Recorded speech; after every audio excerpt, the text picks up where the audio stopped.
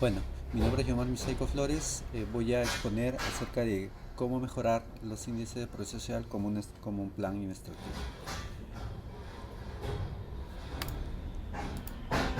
En un mundo globalizado y competitivo, no solo el crecimiento económico se convierte en solo una parte del desarrollo. Actualmente es necesario ser más eficientes y capaces de traducir tal crecimiento en progreso social, con el fin de alcanzar un escenario en donde exista mayor bienestar para todos, y no solo para una parte del país. Es decir, se persigue la idea de un progreso social alto en todas las regiones del Perú.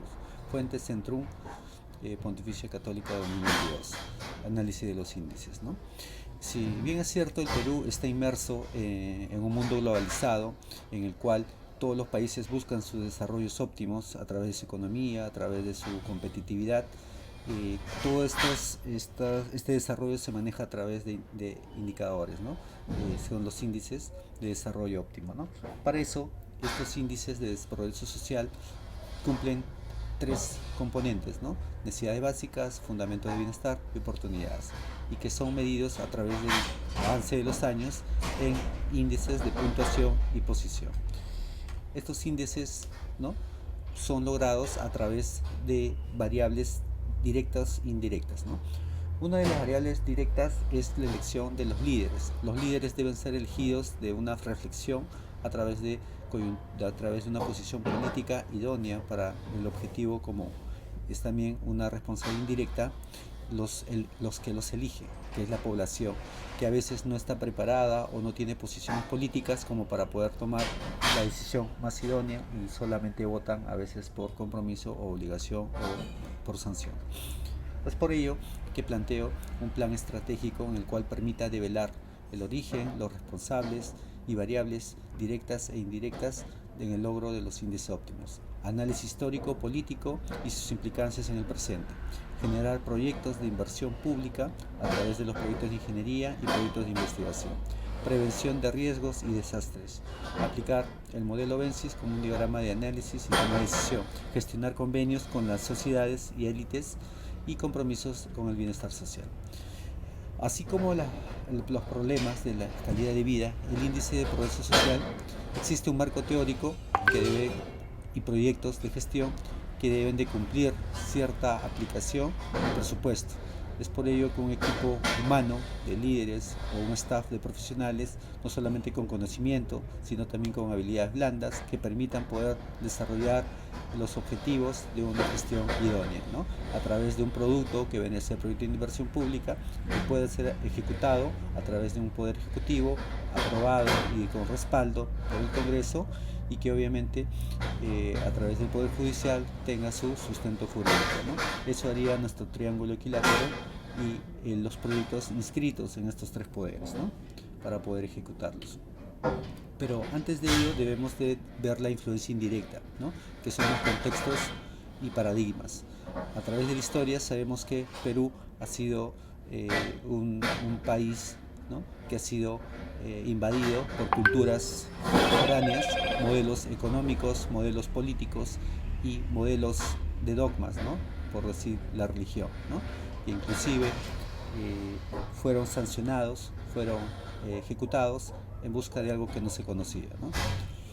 Es por ello que, haciendo un análisis, ¿no?, de los paradigmas actuales, tenemos posiciones económicas externas que influyen indirectamente, ¿no? Es por ello que el mundo se encuentra polarizado, inclusive porque existen países con mucho mayor desarrollo, tecnología, por justamente políticas de dirección, y que obviamente influyen indirectamente y directamente también para poder colonizar algunos o influir, ¿no?, en algunos países subdesarrollados.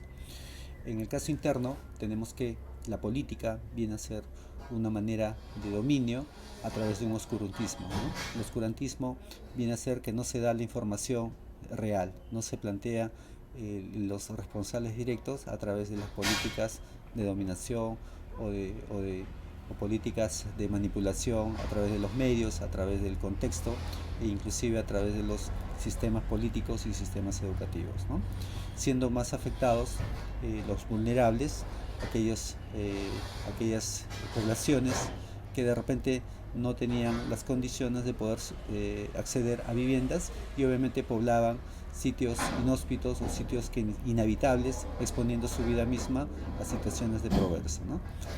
Para ello existen pues sociedades de élite o grupos económicos que de alguna manera también tienen una responsabilidad indirecta. Una de ellas son las universidades de formación, porque desarrollan el pensamiento crítico, desarrollan el nuevo pensamiento y nuevos grupos humanos de poder, ¿no? Porque son justamente donde forjan los ciudadanos de bien, ciudadanos que deben asumir los roles y las responsabilidades de carga social. Las otras sociedades y no ser solamente en algunos casos y en la mayoría de los privados instituciones de formación académica, pero con intereses netamente mercantiles, ¿no? En el caso de las sociedades, grupos económicos como son las empresas de consumo o empresas bancarias, que lo único que hacen es comercializar y generar una cadena de dominio, ¿no? Y de endeudamiento y consumo a una población que día a día se va expandiendo, ¿no? No es nada ajeno que inclusive lugares de un nivel socioeconómico alto o medio tengan también acceso en los mismos grupos económicos en niveles medios o bajos, ¿no? Que obviamente tienen un aparato de comercialización amplio, ¿no? Esto debido a que las sociedades de élite manejan poderes económicos que les permite a ellos establecer esa cadena de consumo, ¿no? Es por ello que los grupos de poder o los líderes, ¿no? Pierden el objetivo principal, ¿no? Si bien es cierto, utilizan de repente a su situación el poder, también a veces son tentados y obviamente son desvirtuados del objetivo original, ¿no? Por eso la diversidad de partidos que de alguna manera no tienen el objetivo común de poder sacar a un Estado como el Perú como un proyecto de beneficio social para todos, ¿no? Obviamente implicados por intereses de dependencia, ¿no? De deuda externa o de intereses o influencias políticas, ¿no? Eso genera conflicto social por la igualdad desde las épocas prehispánicas, justamente por la lucha de igualdad, ¿no? Asimismo también en los 80 aparecieron políticas o pseudopolíticas de solución que buscaban equidad, tales como los partidos comunistas, que lo único que hicieron fue destruir y generar dolor en las personas más vulnerables, ¿no? Campesinos y personas que no tenían nada que ver en las partes más centrales de Lima, ¿no? Pero el contexto no les permitió el desarrollo, no solamente porque sean un movimiento precario o terrorista, sino que obviamente el sistema colapsó, el comunismo, el muro de Berlín, la URSS se desactivó porque entendieron que el comunismo como modelo estaba perdiendo digamos protagonismo porque era un sistema que no podía desarrollarse, ¿no? Pero obviamente hubieron personas que creyeron en un proyecto de igualdad, ¿no? Y se sentían estafados, tanto así como el número 2, el señor Feliciano, en una de sus declaraciones del megajuicio, indicó de que se sentía estafado al ser un estudiante que buscaba poder luchar por la igualdad, pero sin embargo su líder, en este caso el número 1, lo único que hacía era vivir en privilegios, en casas de surco, en casas de las clases altas, ¿no? Escapándose, mientras que los de lucha andaban exponiendo en las punas o en las selvas y que obviamente luchaban por un objetivo común, pero sin embargo el líder no era coherente con lo que propugnaba, ¿no? Solamente siendo una secta endiosada, ¿no? Y que obviamente los únicos que compartían esa visión eran los más vulnerables, ¿no? Que eran los campesinos, ¿no? Es por ello que el ejército y los grupos de élite tuvieron de la parte militar tuvieron el éxito y los capturaron, ¿no? Asimismo, los conflictos siguen, ¿no? No solamente por el tema político, sino también por las condiciones y servicios. Hemos pasado hace poco una pandemia en la cual demostró nuestras deficiencias y limitaciones del sistema de salud. inclusive haciendo largas colas por conseguir oxígeno, ¿no? Por una pandemia que lo único que hizo fue demostrarnos qué tan igualitaria es la salud, ¿no? Así como la educación.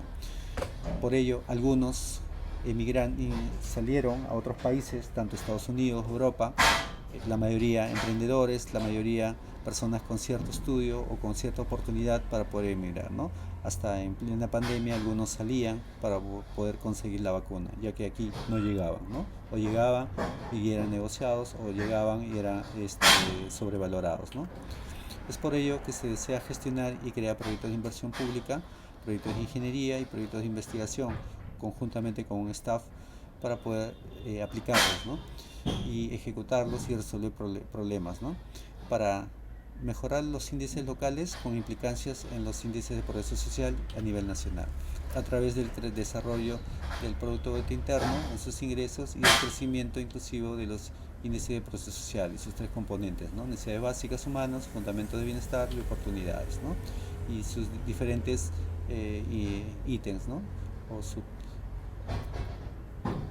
Es así que hacemos también una analogía el, este, con los gobiernos locales, ¿no? En El Salvador ha habido mejoras desde el 80, 90 y que han sido básicamente en infraestructura, pero aún se sigue teniendo zonas donde siguen en desigualdad, ¿no? Viviendas que viven en pobreza cuando sus ingresos no sobrepasan ni los salarios mínimos y obviamente no tienen las condiciones ni los servicios solicitados, ¿no? Eso demuestra que a pesar de que están en un mismo espacio suelo, podemos ver de que no necesariamente tienen la misma equidad, ¿no? Es por ello que el proyecto local también influye, ¿no? en su esquema, en su aplicación, tanto en proyectos, tanto en su parte ejecutiva, que es el gobierno local, en su sesión de consejo, que se vería como el Congreso, el marco legal, que es la normativa, ley de contrataciones y ley de municipalidades para poder aplicarlas, ¿no? El diagrama Venn nos permite a nosotros identificar esas variables, tanto directas o indirectas, a través de las implicancias de una gestión inadecuada por haber permitido poblaciones no autorizadas en zonas de riesgo, así como de los daños de realizar esas construcciones en zonas donde no correspondía, ¿no? Y sin embargo las autoridades permitieron esa población. Es por ello que en conclusiones planteamos de que un equipo y un staff de profesionales motivados por lograr esos estándares deberían involucrarse en que los grupos de élite tengan esa organización y permitan el desarrollo de progreso e inversión pública, ¿no? Un ejemplo de ello podemos ver de que en Villa El Salvador hace mucho los estándares, por ejemplo, no había oxígeno y habían largas colas. El municipio en su momento gestionó la construcción de una planta de oxígeno. Empresas privadas desarrollaron y promovieron la donación de oxígeno, ¿no? Con el fin de mitigar la necesidad, ¿no? En plena pandemia. Es por ello que todo va a depender mucho de los líderes, de las personas con pensamiento crítico y también con habilidades blandas que puedan desarrollar y promover estos proyectos de gestión a través de los esquemas, a través de los modelos y que obviamente puedan ser inscritos en el triángulo de poder, ¿no? Que vendría a ser el Congreso, el Ejecutivo, el Poder Judicial a través de los proyectos de inversión. Pero siempre concertando o siempre evaluando de qué son los intereses económicos del momento o intereses externos que de alguna manera influyen en los modelos económicos, ¿no? Eso sería todo. Gracias.